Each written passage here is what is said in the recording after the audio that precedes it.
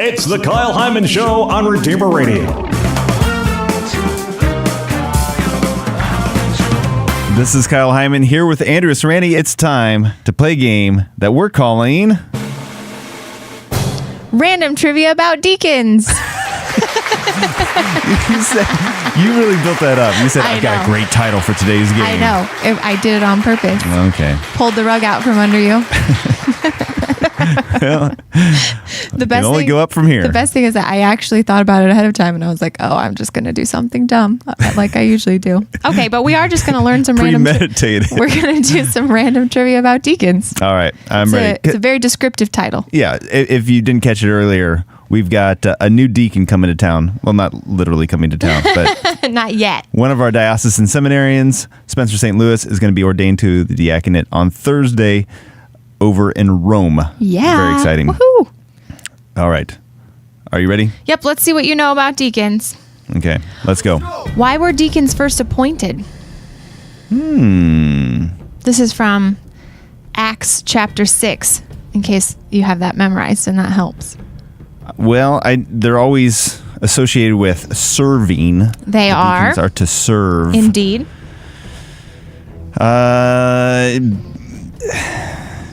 To serve the bishops?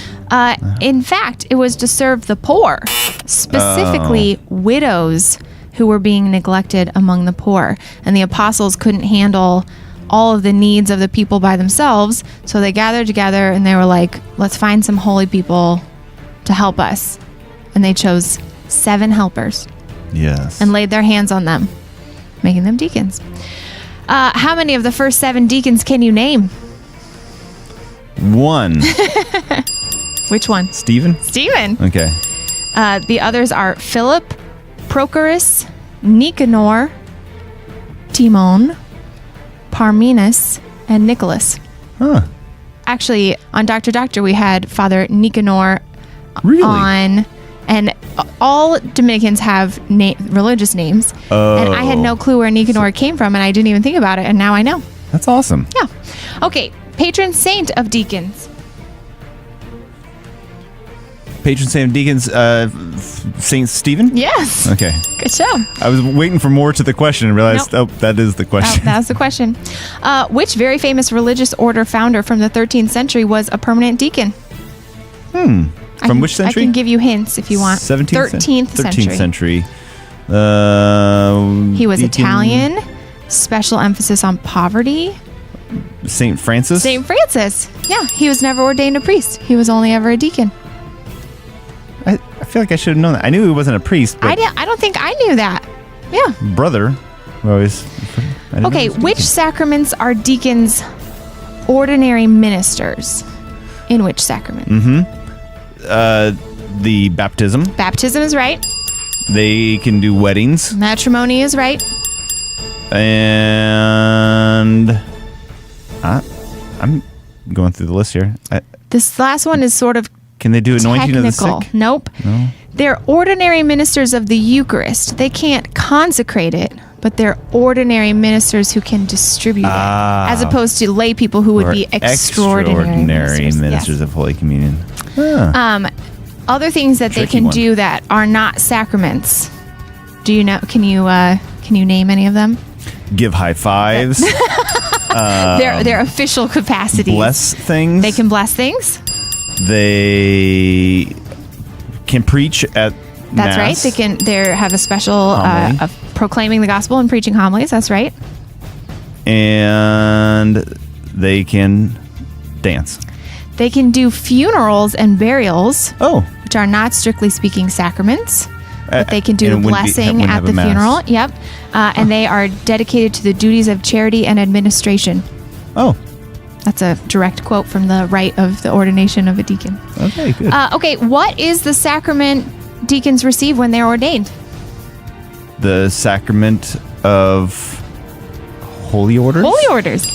What is the matter and form of holy orders? The matter is oil? The laying on of hands. Okay. Actually, not the oil.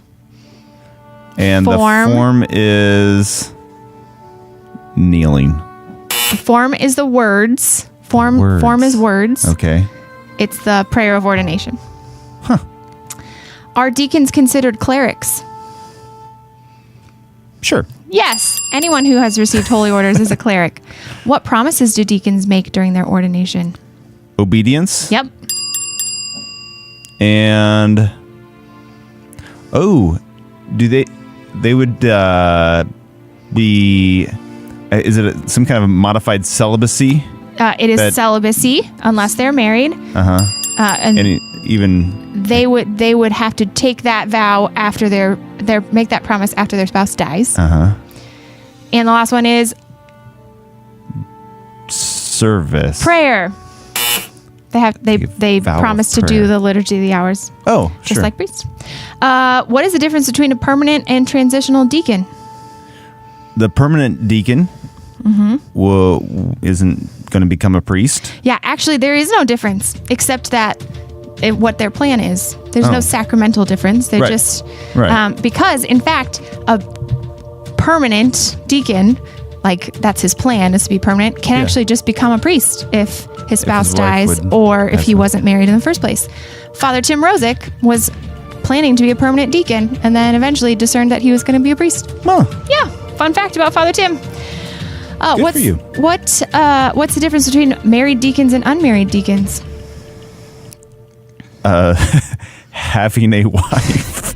Yeah, nothing except that they're married. So same answer basically. Yeah. So there's only one diaconate as far as the sacrament is concerned, but there actually are some different rules about who can be ordained if his plan is to remain a permanent deacon. They have to be between the ages of 30 and 62, things like that. Can deacons become cardinals? Yes. Not anymore. Oh. They used to be able to, but in the 20th century, the rules and canon law changed so that only priests and bishops can be appointed cardinals, and any priest who's appointed a cardinal has to be ordained a bishop unless it gets a dispensation. Okay.